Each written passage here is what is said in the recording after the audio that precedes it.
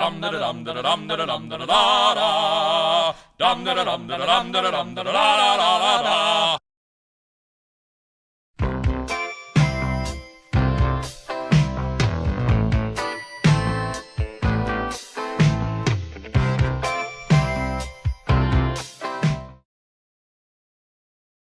Hello, everybody. This is Knox from www.gamebeat.net. Today I'm going to do a how-to. I'm going to show you how to turn your inexpensive Linksys WRT54G router into a much more fully featured network appliance. Going to show you how to load some third-party firmware on it. I mentioned the fact that I was going to make this video about a month ago, and several people have been bugging me, one person in particular, when are you going to post this video? When are you going to do this? Well, I'm going to do it today.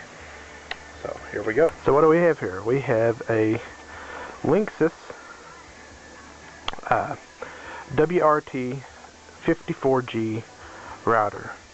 Now this is I believe it's a version 2. I don't know, I'll have to look.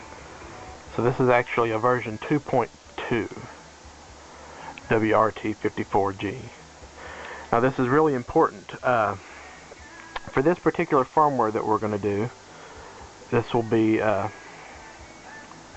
Tomato is the name of the firmware. For Tomato, you need a Linksys WRT54G, either version 1, version 2, version 3, or version 4, I believe, will work. WRT54GS, version 1, version 2, version 3, or version 4. And, of course, the WRT54GL series routers will also work with Tomato. The reason that these routers work is that work with third-party firmware is that the original firmware and hardware are designed to run off of a Linux-based operating system. It's an open source firmware. In fact, Linksys was forced to to make the firmware open source shortly after the original hardware came out, because everybody figured it out. So, again, what you're going to need is a Linksys WRT54G version 1, 2, 3, or 4, WRT54GS version 1, 2, 3, or 4, or a WRT54GL. Now, there are version 5 and 6, and I think even version 7 of the WRT54G and GS. Those will not work with this particular firmware. They use a different combination of hardware and makes loading third-party firmware on them extremely difficult. Tomato, the firmware that I use, does not work on these routers, on the version 5 and 6 and 7. So I can see my battery light is flashing red, so I'm going to have to swap batteries real quick. There we go, fresh battery. So you need your router. Obviously you need a power supply for your router. And you will also need an Ethernet cable, which I have laying around here somewhere. You need this to connect, well, you actually probably need two, depending on how you end up configuring things. Just to do the firmware flash, you only need one cable, and that's to hook it up to your computer. How you connect it to your wide area network, your cable modem, or whatever, that's, you know, out of the scope of this how-to. So now, the first thing you need to do is go to www.polarcloud.com/tomato, and that will take you to the Tomato firmware homepage. And you scroll down a bit and you'll find download links. Now the very first download link, it says used for most routers. That's the one you want to go after.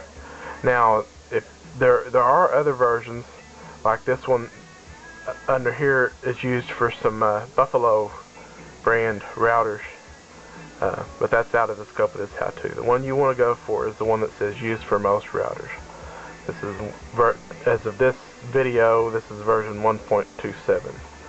They are in 7-zip format,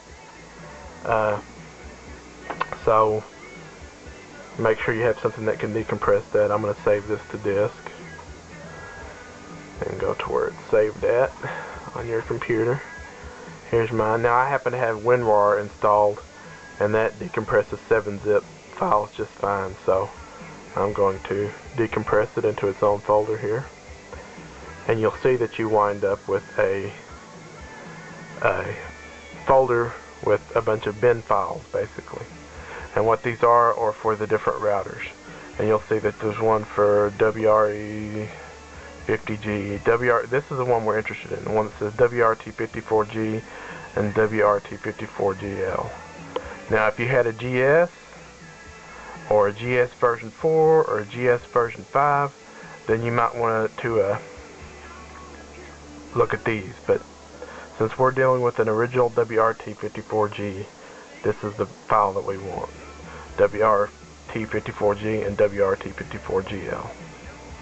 This is kind of the safe file to use on anything, because the hardware is so much alike that it'll pretty much work on any of the WRT54G routers. So what you're going to want to do first off is just plug up the power to your router. You can see I've got mine plugged in, nothing else. You can see it's powered on, and we're going to reset it.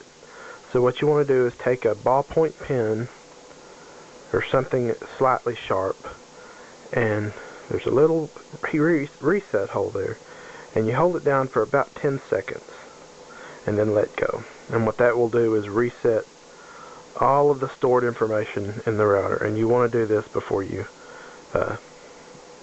do this firmware flash. Just be aware that you are going to lose any settings that are in the router, so you know, if you have it set up for your cable modem or DSL modem, you might want to write stuff down beforehand. So I don't know if you guys can see this or not because I have the camera around my neck. I needed my extra hand, but I'm going to reset this router.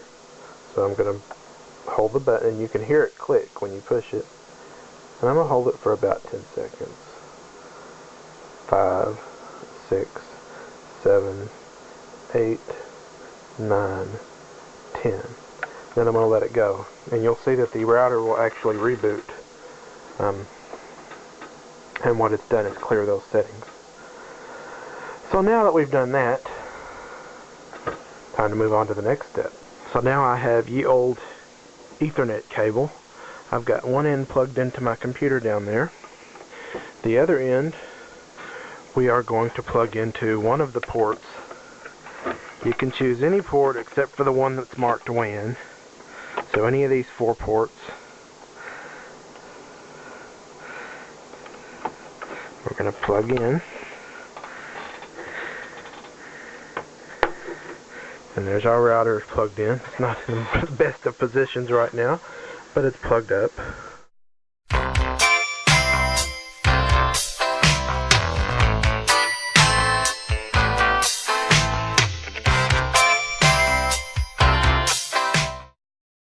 Dum da dum da dum da dum da da da. Dum da dum da dum da dum da da da da da da.